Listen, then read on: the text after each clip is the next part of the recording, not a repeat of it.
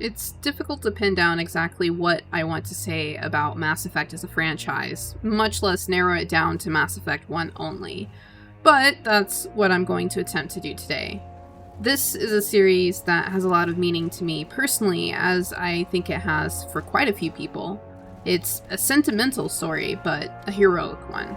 Actually, it's an insanely genre-defining game. This is BioWare at their peak, before they got swallowed into the corporate machine. We're talking action role-playing at its best, and a depth of lore that would make Bloodborne nod in approval. Think a galaxy-spanning sci-fi thriller rooted in political conflict, ancient civilizations, and the threat of almost certain extinction. You play as Commander Shepard. Now, for the most part, you get to know Shepard through the dialogue options you choose. However, they do have a sort of preceding reputation, and this is determined by your choice of two background options. I personally always choose Earthborn Solo Survivor. I do this because I like the quests that spawn from this particular combination, one of which actually spans across all three games. It's a minor quest line, but it's an eyebrow raiser and fun to spot. Anyway, as Shepard, you find out you're on a sort of council Amazon wish list to become the first human Spectre. And Spectres are basically Leon Kennedy in space. It's a huge deal because humans are the newest council race. They're short-lived compared to, say, Asari or Krogan, who can each respectively live up to 1,000 years, if not more in Krogan's case. So, to an established society with that kind of staying power, humans are basically flailing toddlers. Well, toddlers with guns and political opinions. So, a little bit scary. Anyway, while responding to a distress signal, Shepard is dragged into a galactic intrigue featuring body war, colonialism, and space bros. Mass Effect is literally the ultimate build-a-bitch. You literally forge your character one dialogue option at a time. Whether you're Paragon or Renegade or Fence Sitter will impact how you are able to respond to key events later in the story. That being said, sometimes Shepard says something other than what the dialogue wheel might make you think. I learned this the hard way when I accidentally romanced Kaidan. Okay, who hasn't? Who hasn't accidentally romanced Kaidan? Come on, don't judge me, guys. Anyway, replaying Mass Effect 1 in 2025 has been an interesting experience. The last time I played this game was well before the Legendary Edition release. Actually, I played all three games back to back over and over again for the better part of a year before I moved on to other games. It was actually my first introduction to RPGs, and it left one hell of an impression. It was my first encounter with a character creator, and I was floored when I realized not only could I make a character look however I wanted them to, but I could make them look like me. Me as in a woman, and guess what? Her armor was just as badass as Male Shep's, and she could also mind meld with the cute Asari scientist. This was completely unexpected, but a really pleasant surprise. I was hooked like a heroin addict. To give you a little bit of idea of what kind of contrast from my original playthroughs to my current playthroughs are, my first Shepard was a force to be reckoned with. She reworked Khalisah Al-Jilani's dentistry and had no problem sacrificing the council. But she also freed the Rachni Queen and talked down Rex at Vermeer rather than painting the rocks with his brains. She was a loose cannon, but she cared.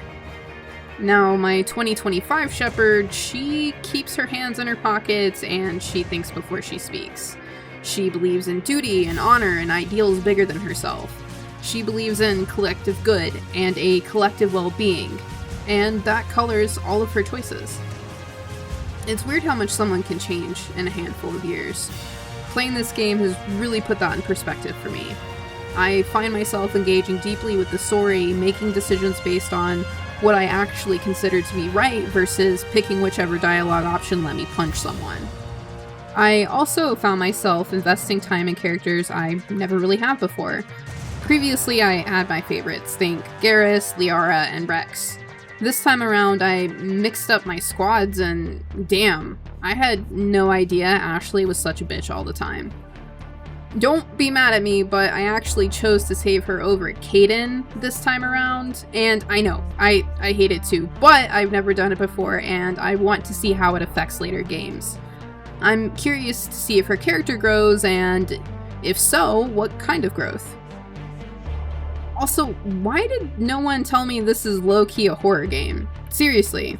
I must not have been paying attention to the first dozen playthroughs because I don't remember being as disturbed as I am this time around. Maybe it's because I'm older and a lot more afraid of dying.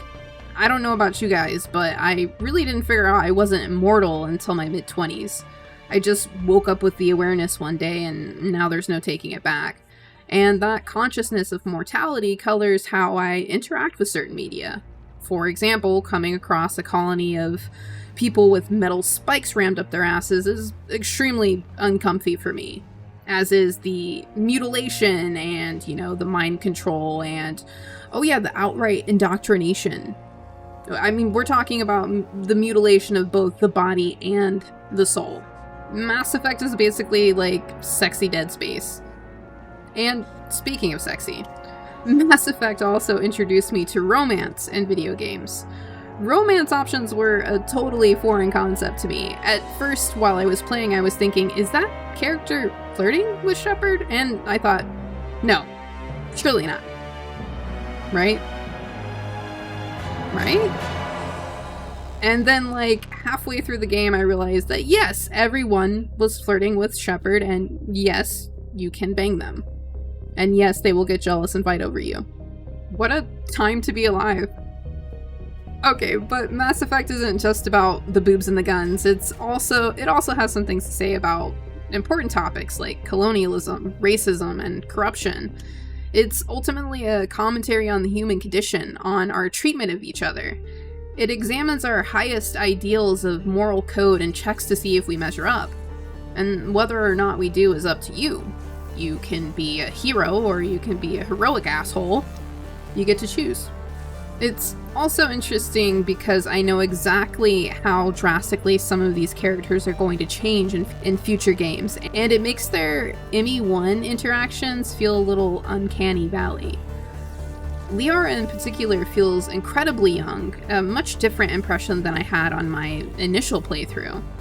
Garrus also seems young, and he's kind of arrogant, but in a likable way. Ashley is a raging bitch, but I can't find it in me to give up on her. Joker is a classic, wouldn't change a thing. Kaidan is horny, as usual, and Tali is surprisingly spicy when paired with Liara on Pharos. She has some things to say about Geth that feel like she's one vowel away from a slur. All of these dynamics, both with Shepard and with the squad mates together, will completely change in the second game and even more so in the third. I feel like I'm looking at baby pictures or something. The sentimentality of this game also really got me this time around. There was some mysterious watery substance in my eyes when my Shepard Paragon Saren to death by his own hand. Watching him transform from the big bad villain to a guy who was never really the good guy, but he had ideals, intentions, and the road to hell and all that. Then the poor bastard is resurrected like a meat puppet by Sovereign and is morphed into the most annoying Geth hybrid ever, the Sniper Geth. I hate those bastards. Then, at the ending, they mess with your emotions, making you think, oh no, is Shepard dead? And then the grand heroic reveal that she is in fact totally fine, duh. Honestly, that's nothing compared to what they do to you at the start of the second game, so I guess I won't complain. This was definitely a much shorter experience than I remembered it being. It certainly felt much longer the first time I played it. This time around, I did manage to finish the game about 20 hours. That includes several of the more interesting side quests as well as the main quest. I am actually going to be jumping into the second game immediately as soon as I upload this video. So with that being said, I will see you in the next one. Thank you for being here, and don't forget to toss a coin to your Witcher on the way to the bar. Have a fantastic night wherever you are.